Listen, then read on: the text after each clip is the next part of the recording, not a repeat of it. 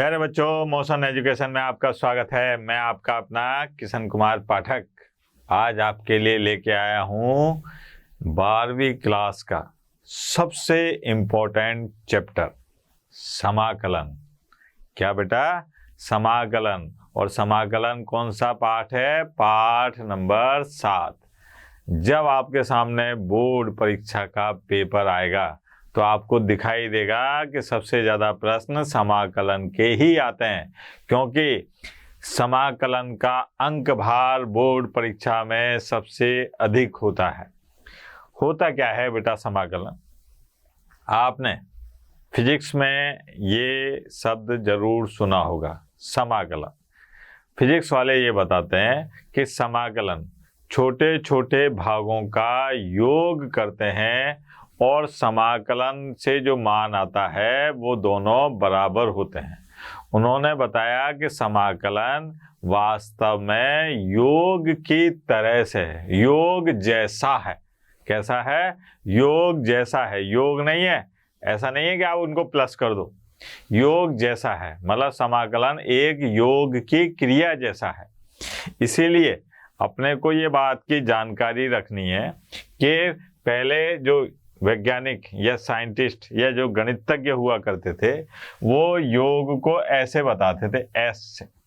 इससे बताते थे एस से। लेकिन समाकलन के लिए क्या काम करा कि इससे मिलता जुलता, क्योंकि भाई एस तो कह नहीं सकते, एस कहते तो वो योग हो जाता। लेकिन क्या काम करा उन्होंने? इससे मिलता जुलता वो बनाया चिन्ह। तो उन्होंने क्या काम करा? इसको ऐसे पकड़ के ऐसे खींच दिया। जब ऐसे खींचा तो ये बना ऐसे करके, ये बन गया अपने पास में समाकलन का चिन्ह। अब समाकलन जो है x के सापेक्ष, y के सापेक्ष ये होने लगा। अब क्या हुआ कि जो इसमें सबसे ज्यादा महत्वपूर्ण बात है कि समाकलन का चिन्ह तो आ गया, एक शब्द और सुनाई देता है, समाकलन स्थिरांक। क्योंकि समाकलन दो प्रकार के आएंगे, एक आएगा निश्चित समाकलन, एक आएगा अनिश्चित समाकलन। ठीक है? तो समाकलन जो अनिश्चित है उसमें एक आएगा समाकलन स्थिरांक C, वो जरूर आएगा। क्यों आता है उसके बारे में बातचीत करें। एक छोटा सा, आपको समाकलन थोड़े बहुत तो आते ही हैं, स्टैंडर्ड सूत्रों के बारे में अपन बात करेंगे, लेकिन मैं थोड़ी सी बात कर लूँ किसके बारे में? समाकलन स्थिरांक के बारे में। जैसे यहाँ पर देखिए कि अगर मान लीजिए मैं x के घात 2 का अवकलन करता हूँ। किसका? x के घात 2 का मैंने अवकलन करा तो मुझे प्राप्त होगा 2x। ठीक है? अगर मैं dx और साहब x के घात 2 माइनस 3 का अवकलन करूं तब भी मुझे क्या प्राप्त होगा बेटा? 2x। या और dx अगर मैं यहाँ पर x के घात 2 और प्लस 4 का अवकलन करूं तब भी मुझे क्या प्राप्त होगा? 2x। dx अगर मैं मान लीजिए x के घात 2 और प्लस 120 a का अवकलन करूं तब भी मुझे क्या प्राप्त होगा? 2x। यह आ गया सब। अब क्या हुआ कि समाकलन अवकलन की प्रतिलोम रिवर्स प्रक्रिया है। जैसा अवकलन से बाद में आया तो समाकलन उसकी रिवर्स प्रक्रिया है। तो यहाँ पर यह बताया जाता है कि अगर मान लीजिए मैं यहाँ पर 2x का समाकलन करूं x के सापेक्ष। किसका? 2x का समाकलन करूं किसके सापेक्ष? x के सापेक्ष। तो मुझे क्या प्राप्त होगा साहब? मुझे प्राप्त होगा यहाँ पर 2 तो स्थिरांक है और यह आएगा अपने पास में x की घात 1 प्लस 1 और बटे में 1 प्लस 1 और बराबर आएगा अपने पास में 2x की घात 2 बटे 2 और ये 2 से 2 कट गया। ठीक है? तो क्या आया अपने पास में? x की घात 2। लेकिन अब अपने को ये कैसे पता चलेगा कि ये 2x इसका है समाकलन, कि इस वाले का है, कि इस वाले का है, कि इस वाले का है? मतलब मेरे को यहाँ पर ये कहा गया कि साहब समाकलन अवकलन की रिवर्स यानी कि प्रतिलोम प्रक्रिया है, ठीक है, विलोम है। तो यहाँ पर यह है कि इसका अवकलन ये है तो इसका समाकलन ये होगा। भाई अगर मान लीजिए x की घात 2 का अवकलन जो है 2x है तो 2x का समाकलन क्या होगा, x की घात 2, ये देखा अपन ने। लेकिन अब ये कैसे पता चलेगा कि ये इस वाले 2x से ये वाले का है कि ये वाले का है कि ये वाले का है, क्योंकि यहाँ पर ये जो स्थिरांक आ रहा है, कांस्टेंट राशि आ रही है, इसका क्या हुआ। तो इन्होंने क्या काम करा कि जो अनिश्चित समाकलन थे उसके साथ में एक c और जोड़ दिया। ये c जो है ये कहलाया समाकलन स्थिरांक। क्या कहलाया बेटा, समाकलन स्थिरांक। समाकलन स्थिरांक है ना, इंटीग्रेशन कांस्टेंट, ये चीज है। तो अब अपने को जब समाकलन के मानक सूत्रों के बारे में बातचीत करेंगे तो ये सी मास्टर लगाना भूल जाए कोई दिक्कत नहीं है, क्योंकि मास्टर की जो कटनी थी वो कट गई जिंदगी, अब आपकी कटनी बाकी है जिंदगी। तो इसलिए आपको जरूर लगाना पड़ेगा क्या, समाकलन स्थिरांक। इसलिए इस सी को भूल कर भी ना भूलें, ठीक है बेटा। अब आते हैं साहब, अपन बात कर रहे हैं किसकी, समाकलन के मानक सूत्रों की। अपन क्या काम करते हैं, तुलना लेके चलते हैं। मैं आपसे कह रहा हूं कि समाकलन और अवकलन में एक रिश्तेदारी होती है। जो समाकलन में होता है, जो अवकलन में होता है वो समाकलन में उसका उल्टा होता है। जैसे अगर अवकलन में घटाया जा रहा है तो समाकलन में जोड़ा जाएगा, अगर अवकलन में गुणा किया जा रहा है तो समाकलन में भाग दिया जाएगा। उल्टे से मतलब ये है यहाँ पर। जैसे सबसे पहले लिखा अपन ने, यहाँ पर लिखते हैं अवकलन, है ना, अवकलन, और यहाँ पर लिखते हैं समाकलन, समाकलन, ये आ गया। अब अवकलन में सबसे पहले आया डी डी एक्स और साहब कांस्टेंट, ठीक है, कांस्टेंट। इस कांस्टेंट का अवकलन क्या था, 0। कांस्टेंट का अवकलन क्या था, 0। तो यहाँ पर समाकलन करते हैं साहब, तो 0 का समाकलन क्या होगा बेटा, कांस्टेंट। यही कारण था कि हर समाकलन में अपन क्या करते हैं, समाकलन स्थिरांक लगाते हैं, क्योंकि भैया 0 योग का तत्समक अवयव है जो जुड़ता है हर एक में लेकिन दिखाई नहीं देता, ठीक है। तो यहाँ पर अपने पास में ये पहला फॉर्मूला बना, मानक सूत्र। फिर आए अपन डी डी एक्स, ठीक। यहाँ पर अपने पास में ये आया x की घात n, ये क्या होता है बेटा, n x की घात n माइनस 1, ये है अवकलन। अब मैंने कहा कि अवकलन में जो होता है समाकलन में उसका उल्टा होता है। मतलब अवकलन में अगर आप गुणा कर रहे हो तो समाकलन में भाग देना पड़ेगा, अगर आप अवकलन में घटा रहे हो तो समाकलन में जोड़ना पड़ेगा। मतलब अगर ये यहाँ पर होता x की घात n का x के सापेक्ष समाकलन करो तो क्या होगा बेटा, ये होगा x की घात n प्लस 1 और साहब बटे में n प्लस 1 और प्लस c। ये c क्या है, समाकलन स्थिरांक, क्योंकि यहाँ पर ये हर एक में आएगा, ठीक है। ये आपको भूलना नहीं है, समाकलन स्थिरांक जितने भी अनिश्चित समाकलन है उसमें जरूर लिखना है, ठीक। अब साहब यहाँ पर एक शर्त और है कि n जो है वो बराबर नहीं होना चाहिए किसके, -1 के। n का मान -1 के बराबर नहीं होना चाहिए, ये देखो, ठीक है। अब साहब डी डी एक्स यानी कि अगर अपन बात करें x की, तो x का अवकलन क्या होता है बेटा, 1। ये x का अवकलन क्या होगा, 1। कांस्टेंट, ठीक है, कोई भी कांस्टेंट। तो यहाँ पर देखें अपन कि अगर मान लीजिए ए का अवकलन समाकलन करना है अपने को, किसका, ए का, कोई कांस्टेंट है, ये 0 को अपन सब में जोड़ रहे थे, लेकिन ए तत्समक अवयव नहीं है, कोई 5, 7, 9, 6 ऐसे करके है, तो ये आ गया अपने पास में ए।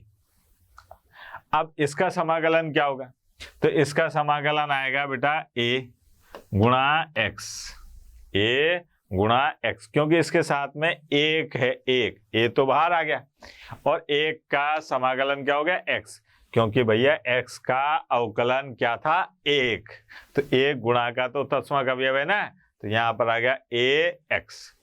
अब समाकलन स्थिरांक अपने को हर एक में लगाना है, तो ये आ गया प्लस के सी, ये हो गया सर, ठीक है। और देखो आप यहाँ पर है डी डी एक्स, ठीक। अगर बात करें अपन ये अंडर रूट एक्स का अवकलन क्या होगा बेटा, 1/2 अंडर रूट एक्स, या 1/2 अंडर रूट एक्स।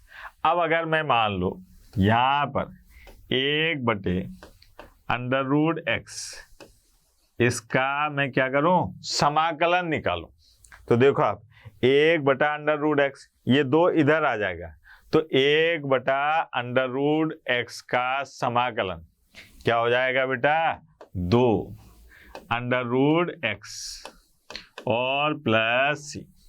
बात लगने की, यहाँ तो आपने मार साहब लंबी लंबी दे ली, तो लंबी लंबी नहीं दी बेटा, इसको ध्यान से देखो आप, यहाँ पर इस वाले फॉर्मूले से करके बताता हूँ। यहाँ पे साइड में देखो आप क्या आएगा यहाँ पर कि भैया मैंने रूट एक्स मिटा दूंगा, इसको मैं बाद में, है ना, रूट एक्स का एक्स के सापेक्ष समाकलन करना है, तो ये रूट एक्स का नहीं, 1/रूट एक्स का, ठीक है, 1/रूट एक्स का एक्स के सापेक्ष मेरे को समाकलन करना।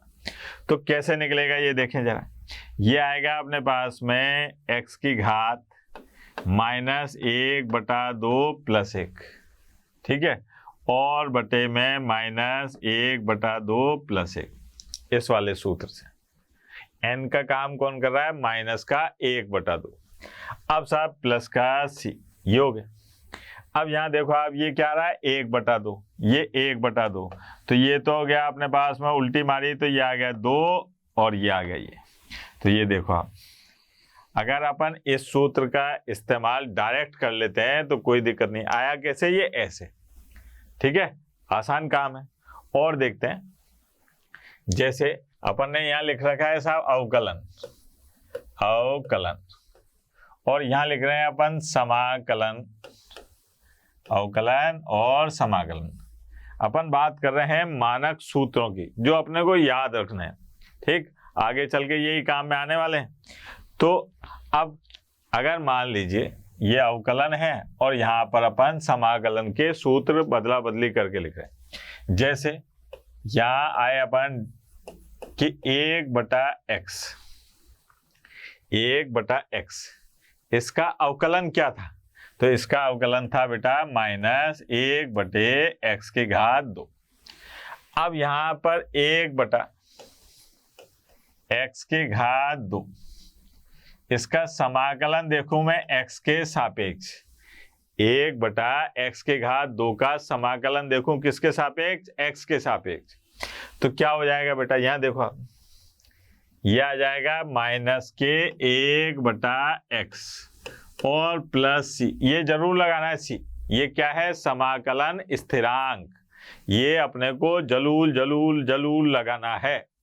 अब साहब बात करें कि साहब डी डी एक्स, ठीक है, और बात करिए अपन ने log x बेस ई, log x बेस ई। अगर यहाँ पर देखें अपन तो ये आएगा 1/x log x और बेस ई का अवकलन क्या था बेटा, 1/x, तो 1/x का समाकलन, 1/x का समाकलन क्या होगा बेटा, ये आएगा अपने पास में log x और ये मॉडुलस आएगा x, धनात्मक मान आएगा हमेशा, और प्लस सी, यहाँ पर जो x आएगा वो हमेशा कैसा लेना है, धनात्मक, ऋणात्मक मान नहीं लाएंगे, क्योंकि लॉग ऋणात्मक मानों के लिए अमान्य होता है। ये आ गया साहब। अब बात आती है कि साहब ये तो 1/x का समाकलन है, log x का समाकलन क्या होगा? तो log x का समाकलन अपन आगे करेंगे, ठीक है। ये सूत्र के तरीके से काम ना आएगा, सवाल के तरीके से काम में आएगा, ठीक है। ये अभी अपन स्टैंडर्ड फॉर्मूले यानी कि मानक सूत्र के बारे में देख रहे हैं कि साहब यहाँ पर log x का अवकलन है 1/x, तो 1/x का समाकलन क्या होगा, log मॉडुलस यानी कि मापांक x, यानी कि log इसके अंदर जो मान आएगा वो हमेशा कैसा आएगा, धनात्मक, क्योंकि log धनात्मक मानों के लिए ही मान्य है, ठीक है बेटा। आगे चलते हैं। यहाँ पर आया d dx और a की घात x, इसका अवकलन, a की घात x का अवकलन क्या होगा बेटा, यह आएगा a की घात x और log a बेस, यही था।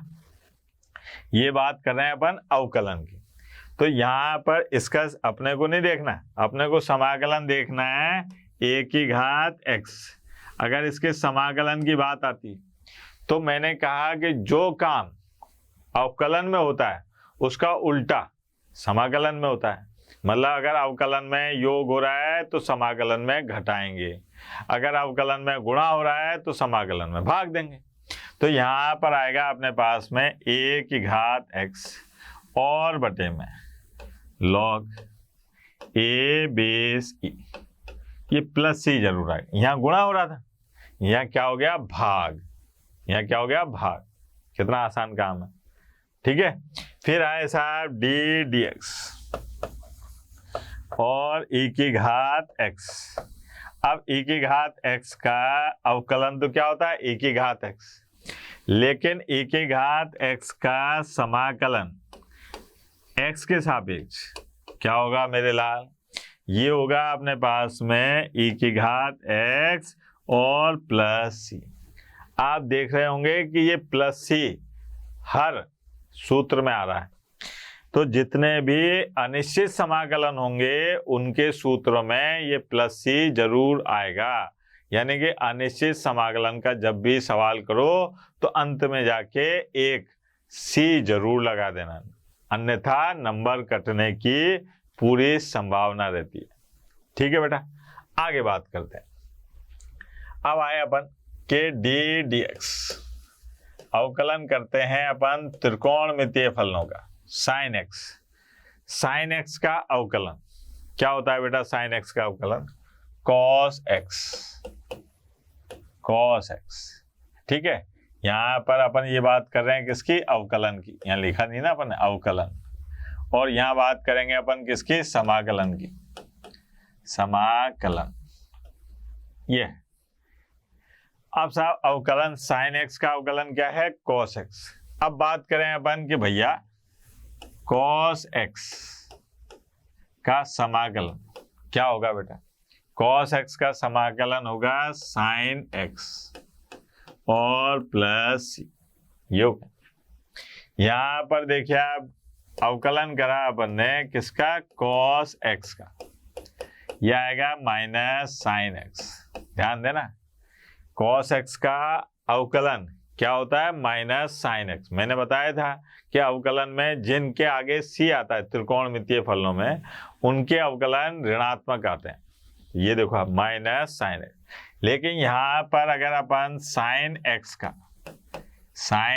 का समाकलन करने गए साहब, sin x का समाकलन करा तो sin x का समाकलन क्या आएगा बेटा, यह आएगा माइनस cos x और plus c, minus cos x plus c, ठीक है बेटा। अब क्या काम करा अपन ने कि d dx, ये देखो आप tan x, d dx और tan x, इसके समाकलन की बात करते हैं। d dx tan x, tan x का समाकलन क्या होता है बेटा, ये होता है अपने पास में sec स्क्वायर x, क्या होता है, sec स्क्वायर एक्स। तो यहाँ पर tan x का समाकलन नहीं निकालेंगे अपन, किसका निकालेंगे, sec स्क्वायर एक्स। ये आ गया सर। अब बालक यहाँ पे कहे कि सर tan x का समाकलन बताओ, तो आएगा आगे चल के अपने को tan x का समाकलन भी पता चलेगा, लेकिन उसका स्टैंडर्ड फॉर्मूला नहीं है। वो तरकीब नंबर 13 आइटम नंबर 14 से उसको करेंगे और उसका मान निकालेंगे और फिर कहेंगे कि ये स्टैंडर्ड फॉर्मूला है साहब, डायरेक्ट याद करने वाली बात है। लेकिन अभी नहीं, अभी अपन अवकलन के जो सूत्र हैं उनसे समाकलन के सूत्रों को बना रहे हैं। क्यों? क्योंकि अवकलन की रिवर्स यानी कि प्रतिलोम प्रक्रिया है समाकलन। तो ये आ गया साहब। इसका यहाँ पे क्या हो जाएगा बेटा, tan x और प्लस के सी, tan x और प्लस के सी। ठीक है बेटा। अब आगे बात करें डी डी एक्स और भैया cot x। cot x का अवकलन क्या आ जाएगा, माइनस cosec स्क्वायर एक्स। क्या आ रहा है, माइनस cosec स्क्वायर एक्स। तो यहाँ पर देखो आप cosec स्क्वायर एक्स का, cosec स्क्वायर एक्स का समाकलन क्या हो जाएगा, माइनस cot x और प्लस के सी, माइनस के cot x प्लस के सी। कितना आसान कार्यक्रम। फिर आगे चले साहब, डी डी एक्स और यहाँ पर आ रहा है अपने पास में sec x। sec x का अवकलन क्या होता है, sec x का अवकलन, वेरी गुड, बच्चा बच्चा जानता है sec x का अवकलन क्या होता है, sec x और tan x। ये आ गया। तो यहाँ पर अपन क्या काम करेंगे कि भैया sec x और tan x इसका समाकलन निकालेंगे साहब। sec x tan x का समाकलन क्या आएगा बेटा, ये आएगा अपने पास में sec x और प्लस के सी। यहां पर भी देखिए आप, प्रत्येक मानक सूत्र में समाकलन स्थिरांक जरूर आ रहा है। क्या आ रहा है, प्रत्येक इसमें समाकलन स्थिरांक जरूर आ रहा है। ठीक बेटा, आगे बढ़ते हैं। आगे देखिए अब कौन बचा, cosec x। यहां पर अपन लिख रहे हैं अवकलन, अवकलन, और यहां लिख रहे हैं अपन समाकलन, समाकलन, अवकलन और समाकलन। अब ये आया अपने पास में D D x, D D X और साहब किसका, cosec x, cosec x का अवकलन क्या होगा बेटा, माइनस cosec x, ठीक है, और cot x। यही है। यहां पर cosec x का अवकलन क्या हो जाएगा, minus cosec x cot x। तो यहां पर जब समाकलन निकालेंगे तो क्या निकालेंगे बेटा, cosec x और cot x का समाकलन, वो भी काय के सापेक्ष, x के सापेक्ष। तो क्या आएगा अपने पास में, माइनस, माइनस क्या आ जाएगा, cosec x और प्लस के सी, माइनस cosec x और प्लस के सी। ये अपने पास में त्रिकोणमितीय फलनों के भी आगे।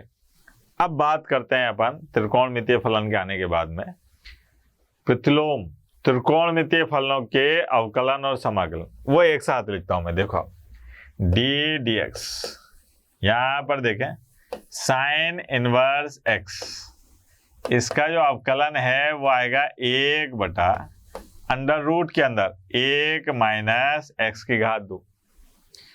अगर मैं बात करूं डी डी एक्स और कॉस इनवर्स एक्स, ये आ गया minus 1 under root 1 minus X की घात 2। अब ये दोनों एक जैसे ही तो हैं, केवल अंतर काय का आ रहा है, माइनस का। क्या आ रहा है, केवल माइनस का। तो इसके लिए अपने को दोनों के अलग अलग सूत्र बनाने की जरूरत नहीं पड़ेगी। यहाँ पर क्या काम करेंगे अपन, ये देखिए आप, यहाँ ये कहा जाएगा कि साहब 1 under root 1 minus X square. इसका समाकलन बताइए साहब। अब ये वाला लूँ कि ये वाला लूँ? मेरे को पता नहीं चला कि इसका साइन इनवर्स एक्स बताऊं कि माइनस कॉस इनवर्स एक्स बताऊं। तो मैंने तो ये लिखा कि साहब ये sine inverse x, sine inverse x और प्लस सी। लेकिन अपन ये बात अच्छी तरह से जानते हैं, कौन सी बात? कि भाई चूंकि साइन इनवर्स एक्स, चूंकि sine inverse X plus cos inverse x बराबर क्या होता है? पाई बटा 2 के होता है। किसके होता है बेटा? पाई बटा 2 के।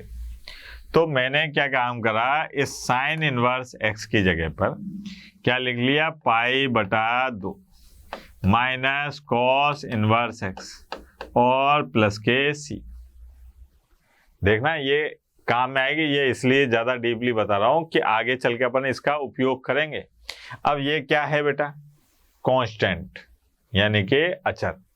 ये क्या है बेटा? अचर। अचर और अचर जुड़ेंगे तो क्या बनेगा? अचर। अचर और अचर जुड़ेंगे तो क्या बनेगा? अचर। तो अपने को यहां पर एक बात लिख देनी, माइनस कॉस इनवर्स एक्स। इस अचर को जोड़ा, इस अचर को जोड़ा तो अपने पास में आया अचर, और उस नए अचर का नाम रख दिया अपन ने बड़ा सी। ये आ गया सर, ठीक है, ये आ गया अचर। भाई अचर अचर को जोड़ेंगे तो क्या आ जाएगा? नया अचर। ये नया अचर लिख दिया, कोई दिक्कत? ऐसे ही बाकी में भी करेंगे कि भाई डी डी। अब बालक कहे कि साहब ये वाला फॉर्मूला लिखना है कि ये वाला लिखना है? भाई ये वाला लिखना है कि ये वाला दोनों जैसी जरूरत हो। अगर जरूरत साइन इनवर्स एक्स की पड़ रही है तो ये मेल दो, ठीक है। अगर जरूरत कॉस इनवर्स एक्स की पड़ रही है तो ये मेल दो। धनी का सो करनो, गोबर में बांटो धरनो। मतलब जो प्रश्न वाला बोलेगा वो मैं करूंगा। बंधन पिक्चर देखिए ना सलमान खान की, जो जीजा जी बोलेंगे वो मैं करूंगा। तो वही वाली बात है कि जो प्रश्न में बोला जाएगा वही मैं करूंगा। अगर प्रश्न वाला कहता है कि साइन इनवर्स एक्स में आंसर चाहिए तो ये वाला फॉर्मूला लगाऊंगा। अगर वो कहते हैं कि कॉस इनवर्स में आंसर चाहिए तो ये लगा दूंगा। वेरी सिंपल सी बात, ठीक है। अब आते हैं अपन यहाँ पर टेन इनवर्स एक्स। इसका क्या होता है? 1/1 प्लस एक्स की घात 2 और डी डी एक्स। ये है अपने पास में कॉट इनवर्स एक्स, ये आया -1/1 प्लस एक्स की घात 2। अब ये देखो, अब ये दोनों एक जैसे दिख रहे हैं, जैसे ये दिख रहे थे ऐसे ही यहाँ पर देखते हैं कि समाकलन में क्या काम करेंगे। देखना जरा, 1/1 प्लस एक्स की घात 2 और dx, ये आ गया। अब ये वाला लूं कि ये वाला लूं? तो अपन तो प्लस वाले पे जाएंगे। तो प्लस वाले में मैंने लिखा कि यहाँ पर आ गया टेन इनवर्स एक्स और प्लस सी। अब क्या हुआ कि मेरे को ये बात पता है क्योंकि मैंने पहले क्या पढ़ा था बेटा? प्रतिलोम त्रिकोणमितीय फलन। मुझे ये पता है कि चूंकि tan inverse X plus cot inverse X ये बराबर होता है पाई बटा 2 के। तो मैंने क्या काम करा कि यहाँ पर इसकी जगह पर लिख लिया पाई बटा 2 और माइनस कॉट इनवर्स एक्स और प्लस। अब ये कांस्टेंट और कांस्टेंट, कांस्टेंट और कांस्टेंट जुड़ेंगे तो नया कांस्टेंट आ जाएगा। तो यहाँ पर आ गया माइनस कॉट इनवर्स एक्स और ये नया कांस्टेंट प्लस का सी, ठीक है। अब साहब 4 हो गए, 2 और बाकी हैं। देखो आप यहां पर अपन पढ़ रहे हैं अवकलन, अवकलन, और यहां कर रहे हैं अपन समाकलन, अवकलन और समाकलन। अब अवकलन और समाकलन में, अवकलन में क्या देखा अपन ने कि साहब डी डी एक्स और सेक इनवर्स एक्स। अब सेक इनवर्स एक्स का अवकलन क्या होता है बेटा? सेक इनवर्स एक्स का अवकलन है 1/x अंडर रूट एक्स की घात 2 माइनस 1। ये अगर मैं बात करूं डी डी एक्स और साहब कोसेक इनवर्स एक्स, तो यहाँ पर आएगा -1/x और अंडर रूट में x की घात 2 - 1, ये आ गया। अब ये दोनों देखो आप एक जैसे दिखाई दे रहे हैं, ना, एक जैसे दिखाई। अब जब एक जैसे दिखाई दे रहे हैं तो अपने को क्या काम करना है, इन दोनों का समाकलन निकालना है, क्योंकि अपन क्या पढ़ रहे हैं, समाकलन। अवकलन तो अपन पढ़ चुके हैं ना। अब इसकी रिवर्स प्रक्रिया में अपने को ये बताना है समाकलन क्या होगा।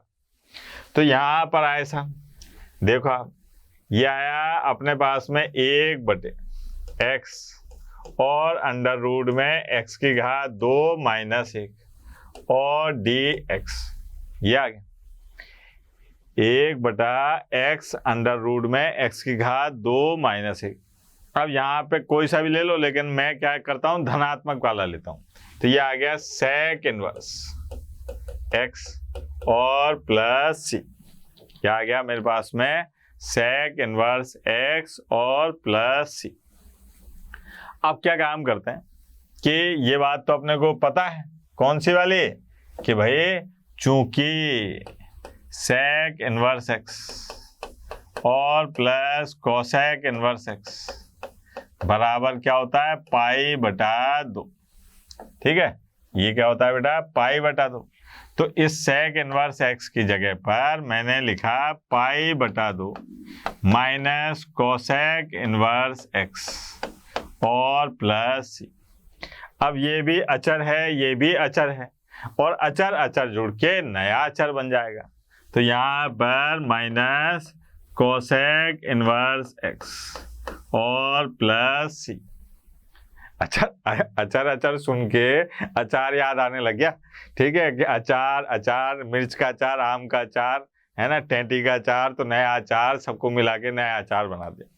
मुंह में पानी आ गया भैया, बैठे। ठीक, यहाँ पर ये अपने पास में समाकलन के मानक सूत्र हैं।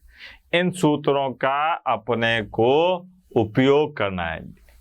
अब बात आती है कि साहब सूत्रों का उपयोग तब करेंगे, मानक सूत्रों का, जब इस रूप में फलन आ जाए। तो जब समाकलन का कोई प्रश्न आता है तो सबसे पहले आप उसको चेक करो, देखो कि कहीं ये सरल तो नहीं हो रहा। अगर सरल हो रहा है तो पहले उसको सरल कीजिए, फिर उसके बाद में लंबी लंबी दीजिए। कैसे, अभी दिखाता हूं आपको, कुछ प्रश्न करके बताते हैं आपको, ठीक है। हाँ भाई, जैसे देखिए अपने पास में ये आया कि साहब a x की घात 3 प्लस b x की घात 2 प्लस c x और बटे में ये x, इसका अपने को समाकलन करना है x के सापेक्ष। पप्पू टाइप सवाल है बिल्कुल। अब क्या है कि अपने को अगर ये अवकलन होता तो मैं यहाँ पर हर हर महादेव लगाता और इसको सरल करता, लेकिन हर हर महादेव अवकलन में तो है, समाकलन में नहीं है। तो मैंने क्या काम करा कि तरकीब नंबर 13 आइटम नंबर 14 लगाया। कैसे लगाया साहब, कि पहले मैंने इसको सरल करा। तो सरल करने पर, अच्छा, समाकलन को अपन आई से ऐसे करके लिख देते हैं कि ये आई है साहब, ये आई मैं वाला आई नहीं है, ठीक है। ये आ गया इंटीग्रेशन, ऐसे करके बताते हैं। तो यहाँ आया अपने पास में ax की घात 2 प्लस bx और प्लस c और इसका x के सापेक्ष अवकलन। ठीक, अब क्या काम करा साहब, i बराबर ये a x की घात 2 का समाकलन, b यहाँ पर x का समाकलन और c ये किसका समाकलन, 1 का समाकलन, ये आ गया। ठीक, अब क्या काम करते हैं, i बराबर या a x की घात n। अभी अपन ने मानक सूत्र पढ़ा है, अभी अपन ने एक मानक सूत्र पढ़ा है कि x की घात n का समाकलन क्या करते हैं। तो यहाँ आएगा x की घात 2 + 1 और बटे में 2 + 1, फिर b यहाँ पर x की घात 1 + 1 और बटे में 1 + 1, और प्लस सी। अब एक इसका x, ये आ गया। अब यहाँ पर देखिए आप, इससे भी एक समाकलन स्थिरांक मिला, इससे भी मिला और इससे भी मिला, तो अचर अचर अचर क्या हो गया, बड़ा अचर, और बड़े अचर को अपन ने लिख दिया C1, ये समाकलन स्थिरांक हो गया। तो यहाँ पर I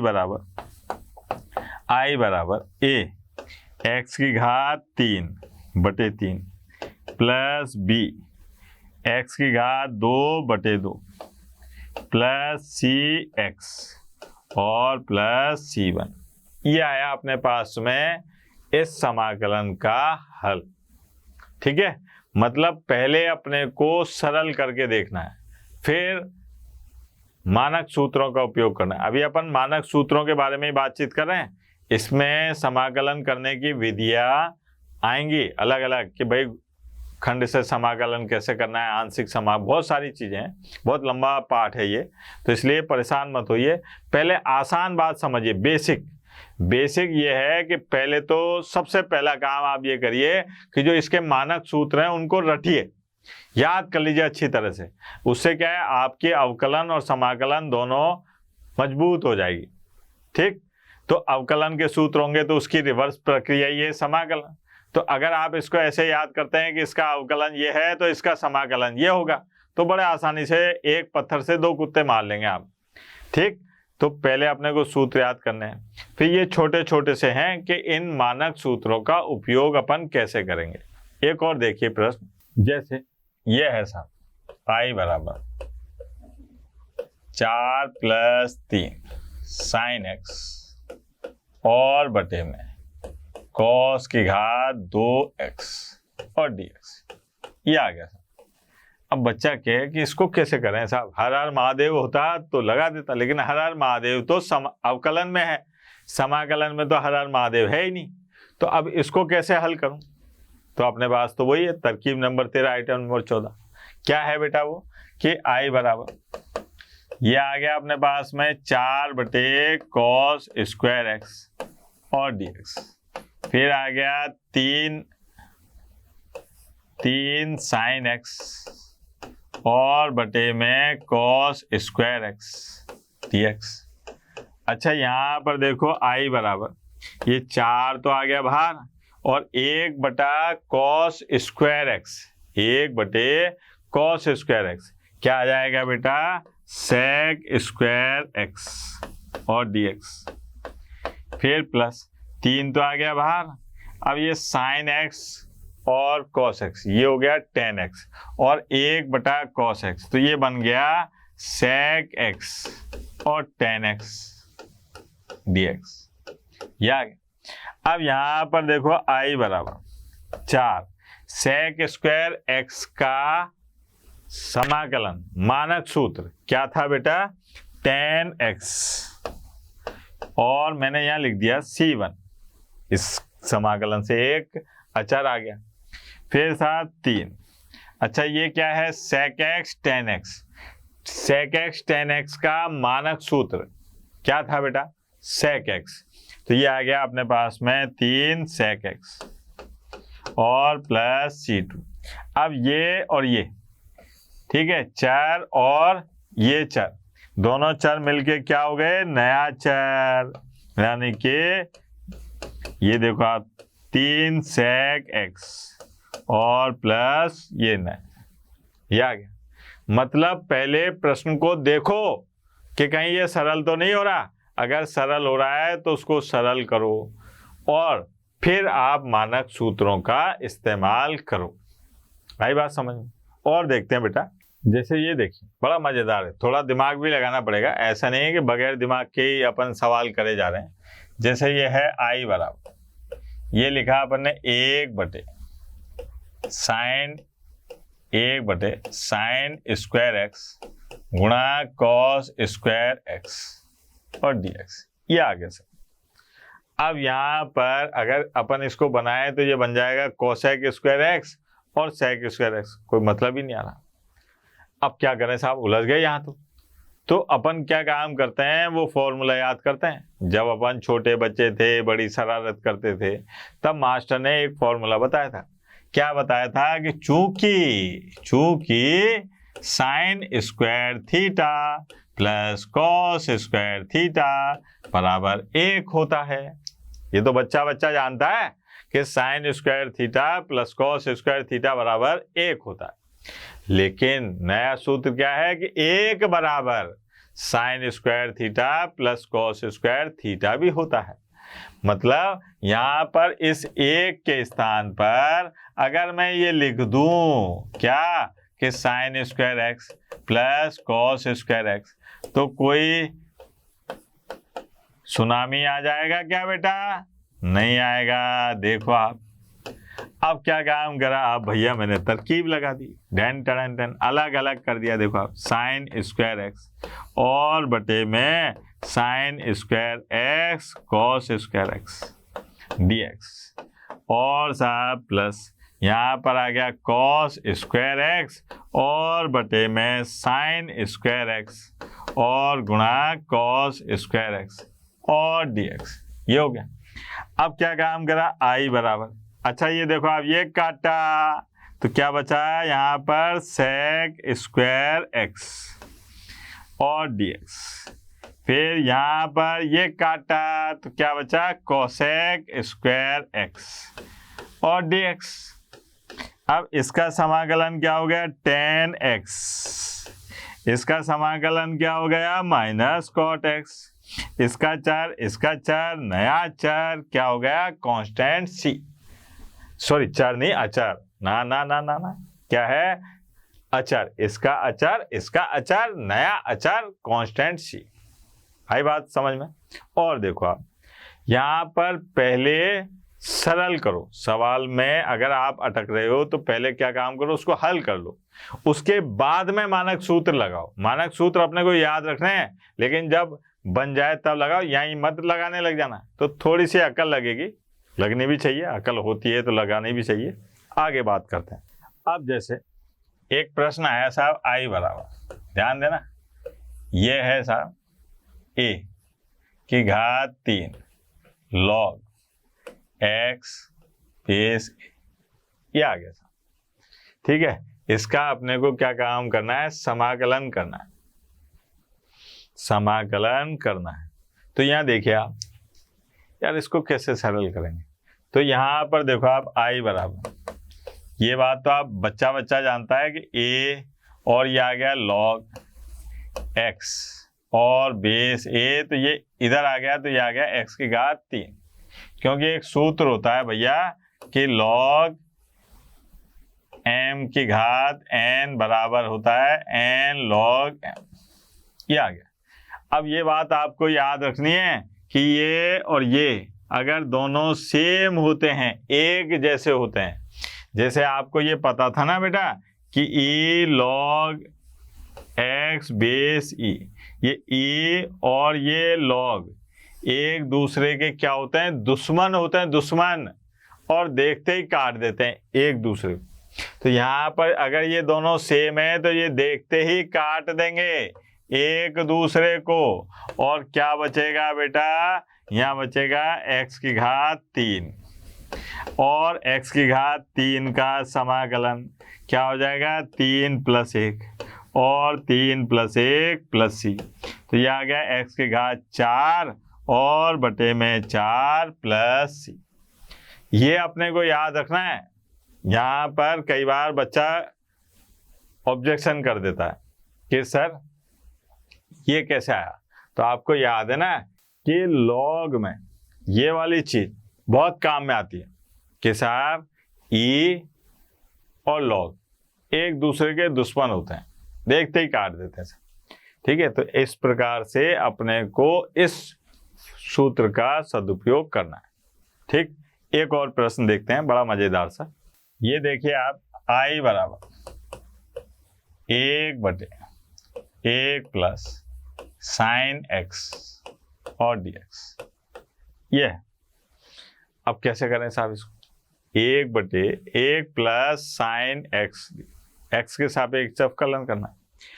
तो अपने को केवल अब ये स्टैंडर्ड फॉर्मूले यानी कि मानक सूत्र पता है और कुछ भी नहीं पता आपको, तो इसको मानक सूत्र में कैसे बदलूं, तो 10वीं क्लास याद करो। यहाँ पर क्या काम करते थे कि हर के विपरीत चिन्ह का अंश व हर में गुणा कर देते थे, ऐसे, है ना। याद आया बेटा? ये देखो आप, 1 माइनस साइन एक्स और dx, ये हो गया। अब i बराबर, ये आ गया 1 माइनस साइन एक्स और बटे में आ गया cos की घात 2x dx। क्यों? क्योंकि ये आ गया a plus B, a minus B, 1 minus sine की घात 2x क्या होता है? cos की घात 2x। अब मैंने इसको अलग अलग कर दिया, तो ये आ गया i बराबर 1 बटे में cos की घात 2x और साहब dx, फिर माइनस ये आ गया साइन x और बटे में cos की घात 2x और dx। अब ध्यान से देखें, ये क्या बन गया? sec की घात 2x dx और ये आ गया माइनस, ये हो गया sec x और tan x dx। अब यहाँ पर देखिए i बराबर, ये हो गया sec स्क्वायर x यानी कि tan x प्लस C1 लिख दो, ये आ गया माइनस sec x और प्लस C2 लिख दो। अचर अचर दोनों मिलकर क्या बन गए? नया अचर। ये देखो आप, sec x और नया अचर। ये आज अपन ने बात करी किसकी? समाकलन के मानक सूत्र और उनके उपयोग की। कल अपन फिर बात करेंगे इसके प्रतिलोम की, मतलब कुछ अच्छे प्रश्न, तरकीब नंबर 13 आइटम नंबर 14 से होने वाले प्रश्नों को हल करेंगे, तथा समाकलन से, है ना, एंटी अवकलन करके भी। छोड़ो, आप तो ये याद रखो कि प्रश्नावली 7.1 के जो मुख्य प्रश्न हैं उनको भी अपन कल हल करेंगे मानक सूत्रों की मदद से। तो कल जरूर आना है, जरूर पढ़ना है। तब तक के लिए टाटा बाय बाय। आशा करता हूं हमारे टॉप एजुकेटर का यह लेक्चर आपको पसंद आया होगा। अगर पसंद आया है तो वीडियो को लाइक करिए, चैनल को सब्सक्राइब करिए और शेयर भी करिए, क्योंकि ज्ञान बांटने से बढ़ता है और सही बताऊं तो पुण्य भी मिलता है। मुझे सुनने के लिए बहुत बहुत धन्यवाद। Thank you.